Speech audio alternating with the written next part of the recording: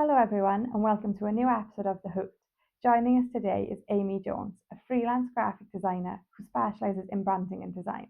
She has worked with numerous esports organisations such as Esports Wales, Endpoint Esports, and most recently, Veloce.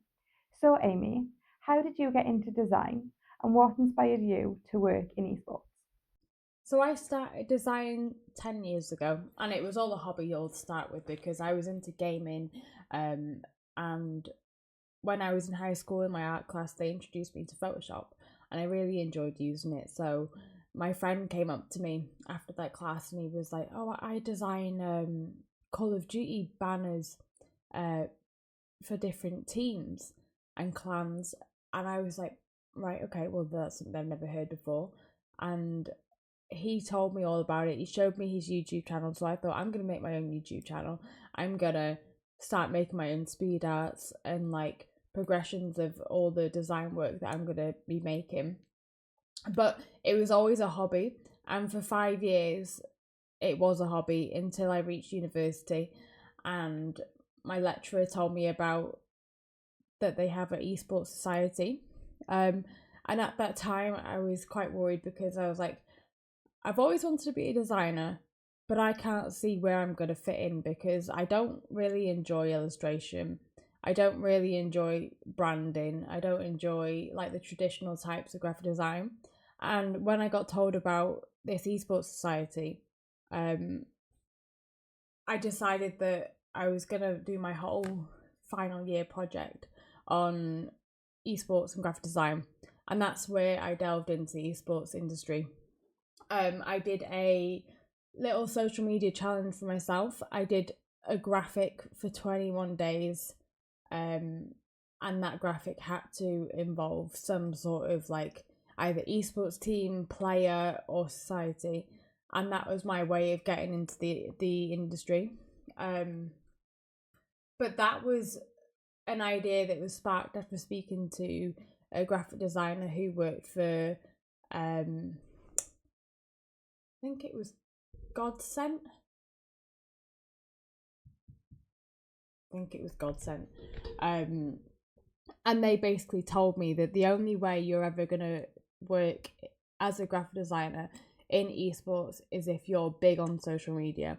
So you need to get your name out there. You need to speak to lots of people who's in this industry to just get yourself known in a way, and that is the only way that you can work in esports. So that was my plan. Over lockdown, I spoke to so many people just trying to get advice on how to get into the industry.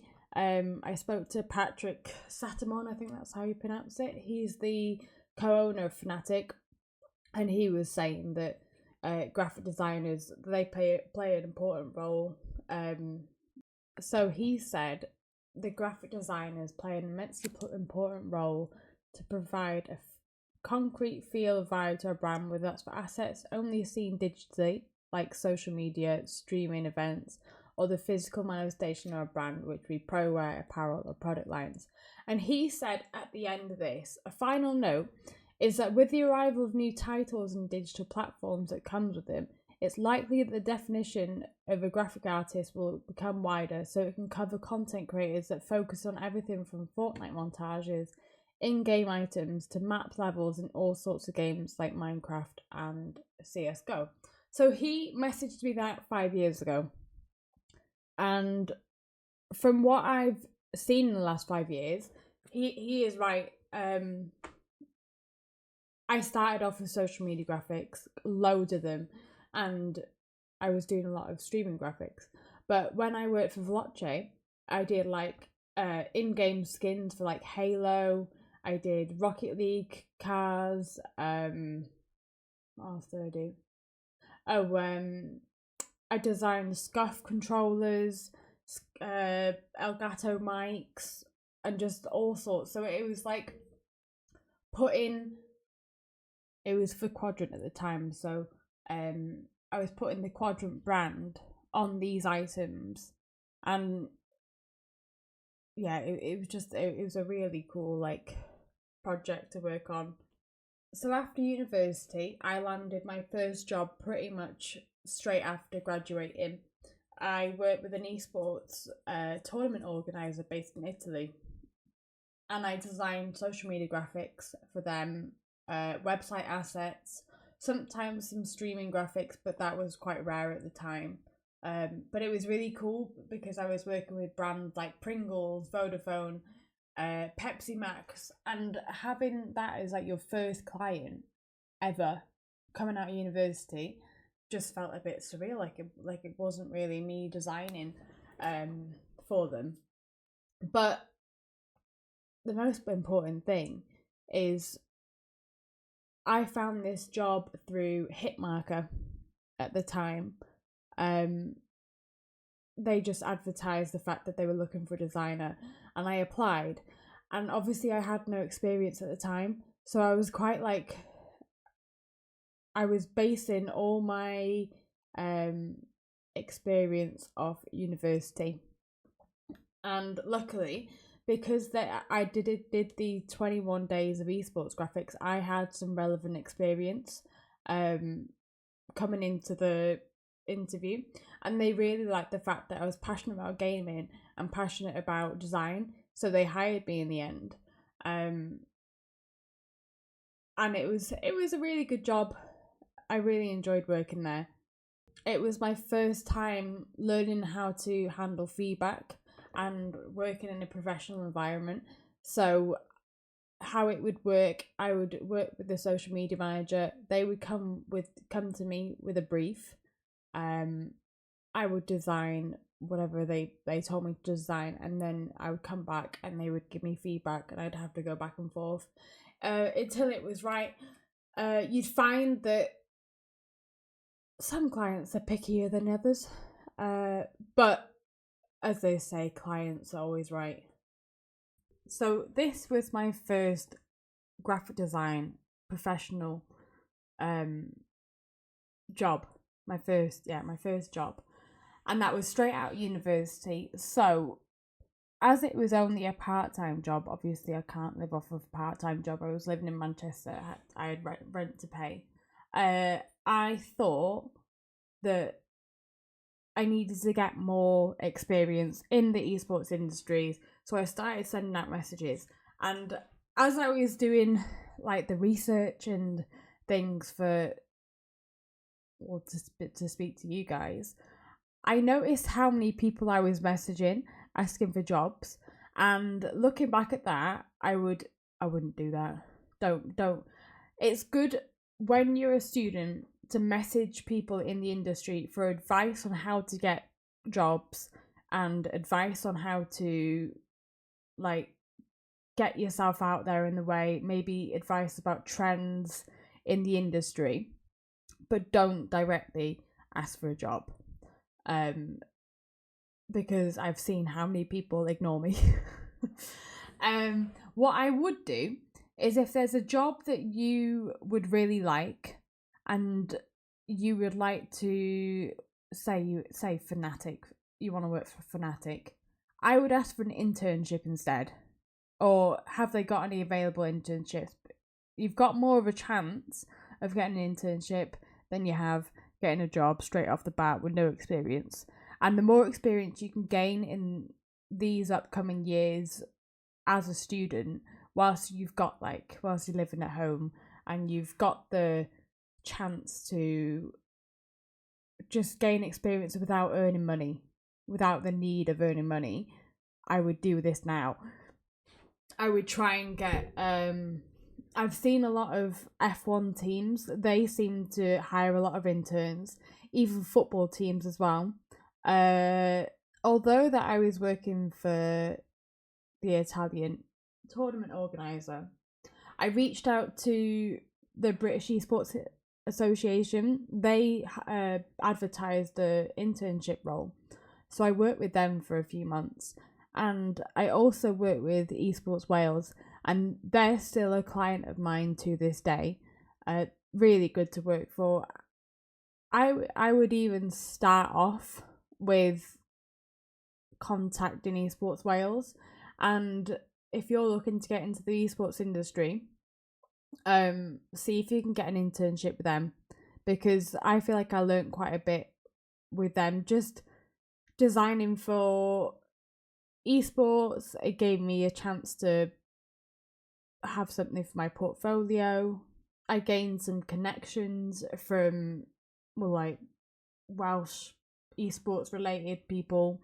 So I think for you guys now, a plan of action would be write a list of all the organisations, esports, gaming, sport, whatever business or whatever you want to work for. Make a list of all the ones you want to work for. Use that as like an aspiration list that you can reach out to them, ask for advice. It could be in like LinkedIn. I used Twitter at the time because I didn't have LinkedIn. I would start designing. I would use ChatGPT, and I would ask ChatGPT to make you a mock-up brief for that company, and use it as like a passion project.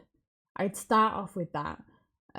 Once you've built yourself a portfolio, I would reach out to the companies, ask for internships, because now is the best time to ask for internships, is when that you're a student, because it's basically free labor for the company, and it looks great on your CV.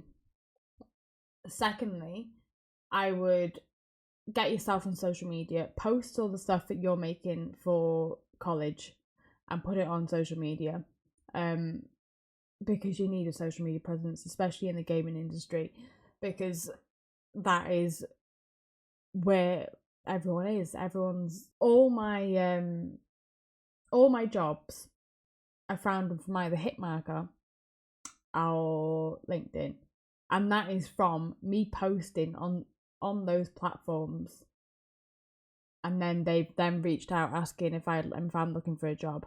And all my freelance work, every single client I've got that from Twitter, and that's because I'm posting my work on Twitter. So I would highly recommend start posting on social media early. And now with the development of AI, people are not just looking for a graphic designer who can do like social media graphics, who can just like design a logo. They're looking for a lot more. I've noticed that people are looking for designers that have a niche. So like people who can do motion graphics, that's really important right now. You need to be able to animate things, even if it's at a basic level. Another thing is looking into UI UX. So those two sectors are quite high in demand in jobs right now, and I find that if you learn things like that earlier on, which is I wish I did, because now that I'm like in a job, it's hard to find the time to learn these things that take a heck of a lot of the time to learn. So learn animation with After Effects, learn how to design a website using Figma or Adobe XD, and find yourself a niche. That is my main advice. But if you are looking for a job, or you're just like preparing to find a job in the future once you've done college, so you've done university, LinkedIn has been the best place for me to get a job, and so has Hitmarker. Though Hitmarker is a jobs website that is made for gaming. You do find that a lot of the jobs there are based in America, but you can find remote jobs. I highly recommend that. For those new to branding, how would you explain what branding genuinely means? Why do you believe it's essential for organisations or creators to develop their own unique look and style? So I think it's important because with social media right now, it's heavily oversaturated, and you need to stand out. You need to look unique. You need to have your own style, your own tone of voice. Otherwise, you're gonna flow through the scroll. At a glance, when you're scrolling through social media, say if you're on Instagram or whatever, the viewer needs to know who that piece of content is coming from just at a glance. So that will be through like your color scheme, your style, your logo, your tone of voice, as in like the way you're speaking. Is it professional? Is it fun? Is it funny? You've got to like have your own personality. So I've heard that you're looking to build your own brand right now. And that is actually something I'm trying to do myself, because I feel like just starting off as a freelancer again, I need to find my own style, find my own, what am I finding? Finding my own visual identity online, because why would a client pick me over anybody else? So when you're designing your own brand identity, I'd look into your purpose. Why should they pick you? What do you do? And why do you do it? So for me, my purpose, I began designing as a way to connect when gaming, and it grew into a passion to help people look as good as a service they provide. My purpose is about empowering others through great design so they can shine through the best light. That was my purpose. And my mission is to become the go-to designer in Wrexham, making businesses look great and building a name that is trusted locally, and having my family proudly recognise what I do. Because when I say I work as a graphic designer for an esports team, they don't know what that is. So if I was to, I want to change my clientele at the moment so that I can work with local people rather than gaming. I do also want to stick with gaming, but it's something I want to lean into. And then my values, your how. So I value creativity, authenticity. So I want my businesses to look as good as the service they offer, and I care about what they do. And then having like the gaming background, I'd say that another one of my values is playfulness. So gaming is part of my DNA. Keeping it as like keeping my style fun and not just corporate and black and white. And I like to still keep my designs fun. And I want to try and find a balance of looking professional for the people, the local people, but also still keeping my gaming energy, so I can still cater to esports teams and gaming organisations. After I had a better idea of what I wanted to do, as in what services I want to offer, what kind of vibe I wanted to give off to potential clients, I looked into my competitors, and yeah, basically I just looked at designers in Wrexham, see what they're offering, see what style they're giving off, and if I could identify any gaps, which I definitely found that animation was a big gap. There wasn't another designer that did gaming, so that obviously is a niche for me. Although there aren't actually many design companies that do gaming type things in Wrexham.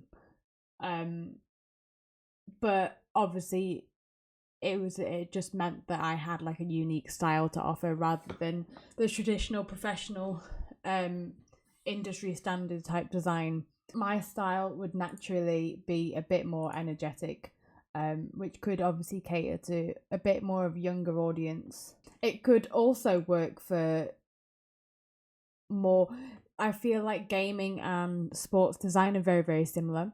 So when I went into when I started working for Veloce, I found that even though that I didn't have a clue what anything to do with F1, I found it really easy to pick up because the styles are really, really similar. and the fact that they had a gaming section as well meant that I was already a bit more comfortable working with that. And now that I've had the opportunity to work in a different industry, it kind of means that I'm quite comfortable to try out new industries. And that is my future plan. I want to delve deeper into the more traditional type of design so I can appeal to both gamers and appeal to like a local company, say like an electrician or a personal trainer or something like that. When you know what kind of style you're looking for and the style that you're going to go for your brand, I'd start looking at places like Behance, Pinterest. There's a couple of sites called It's Nice That and Design Week. They specifically offer articles that help with like current design trends. And then that way, once you build up like a mood board for the style that you're looking for, you'll tend to find patterns of the things that you're picking. That way, when you come to design your own brand, you'll have a good idea of what it might look like and how to execute it. But overall, the importance of a brand is consistency. You want to look consistent across social media, all the different platforms. You don't want to say go for like a professional style on LinkedIn, but then on Twitter you're going for like funky, crazy colors just to appeal to the different audiences. You tend to want to have a primary and a secondary audience that you're going to target yourself towards, but you also want to stay consistent across all social media platforms and even print. Your tone of voice, the way you're speaking to people, you just need to consistency is the biggest thing. Otherwise you're not going to look professional, you're going to look a bit sloppy. When designing social media content or streaming graphics, how do you ensure everything remains consistent with the brand? So I find that in the gaming industry, people often don't know what they're looking for. So your aim is to ask questions. You need to find out what they do, why they do it, who their target audience is. Do they have any preferred styles? Do they like clean? Do they like bold colors? Just you need to kind of get an idea what their personality is and what their brand is all about. When you ask these questions, you'll find that you can make a mood board based off their answers, because you get an idea of like what their vibe is. Once you've made a mood board, you can send that off to them and ask them what designs they like, what designs they don't like, and you usually find a pattern, which saves so much time when you come to designing, because you'll find that you're both on the same page. But when it comes to visual consistency, it is all about like, usually people have brand guidelines if they're already an established brand, and you need to stick to those brand guidelines unless it's been previously discussed. But that is how you stay consistent, using the brand colors, the typography, the general look and feel of a design. That is how you stay consistent. But say if you're not working for an established brand, say if you wanting to design for a streamer is the life and soul of their brand. So you need to get to know them. You need to know what content they make. Are they like a serious stream? Do they play just for fun? Just kind of get an idea of what their personality is. Start coming up with like keywords based on their personality, and once you do that, you can kind of make your own mood board and do the same process. Send them the mood board, see what they like and don't like, and then refine your mood board to things when you have a better idea of what they're looking for. And that way you're both on the same page. You can generally find a style and design that you both can work with. So preparation is the main thing when it comes to designing for social media and streaming, and also have a look at what their content is like now. See what works and doesn't work. Lovely. And just again, Amy, what advice would you give to students wanting to build their own creative identity or pursue design roles in esports or content creation? I mentioned earlier about getting yourself an online presence. So whilst you're just starting off, I would create a Twitter, Instagram, LinkedIn, post all your college work on there, interact with other designers, maybe like local designers. All you've got to do is like type in graphic designer Swansea, graphic designer Wrexham. Have a look at what they do, see what kind of content they post.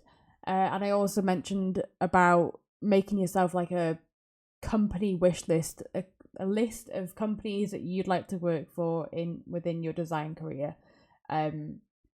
So say if you set out to work for like 10 different companies, once you've built your own portfolio using your college work, using like passion projects. So if you, like I mentioned, you use ChatGPT, ask them to make you a brief for a certain company, and then it will tell you like what the tone of voice should be, what the deliverables should be. You design it, you put it in your portfolio, kind of show the progression of how you got there, and then that's just something you can show to potential employees when you come to wanting an actual job in graphic design. I'd also post that on social media as well.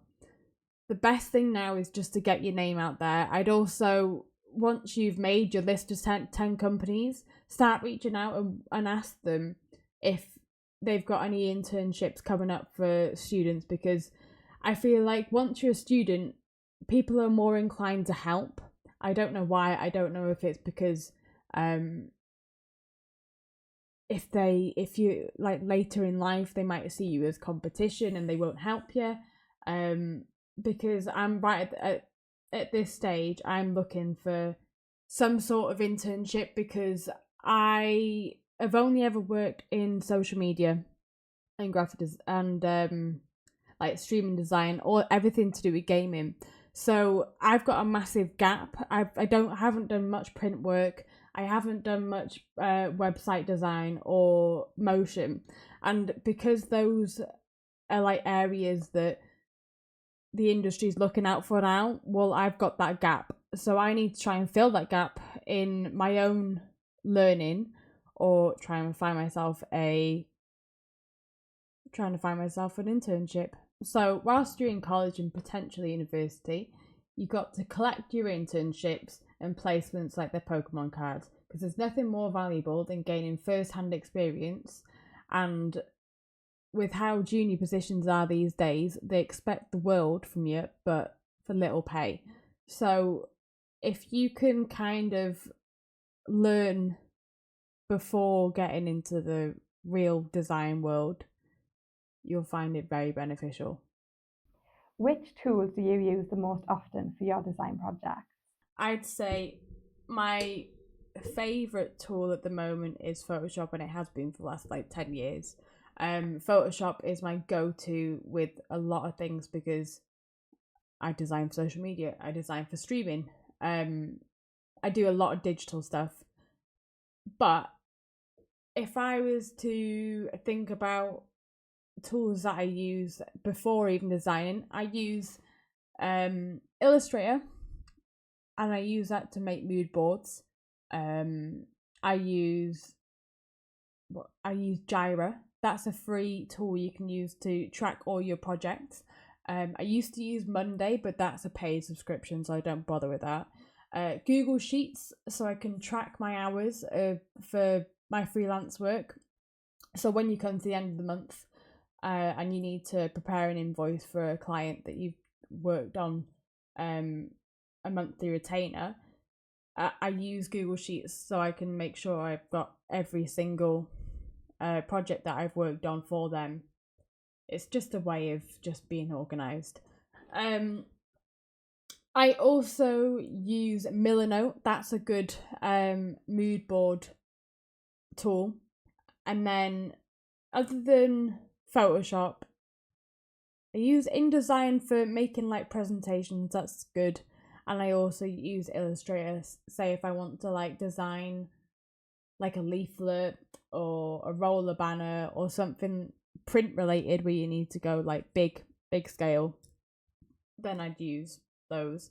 But outside of that, I would look into using Adobe XD or Figma for web design, and also learn how to use After Effects because those are really in need of in today's industry. So whilst you're learning, have a look into web design, have a look into animation. You'll find it really beneficial in the future when you're looking for a job. Thanks, Amy, for joining us at the Hoot. It was been a pleasure speaking to you, and thank you for all of your insights into the world of branding and design. Thanks, Amy, and thank you all for watching.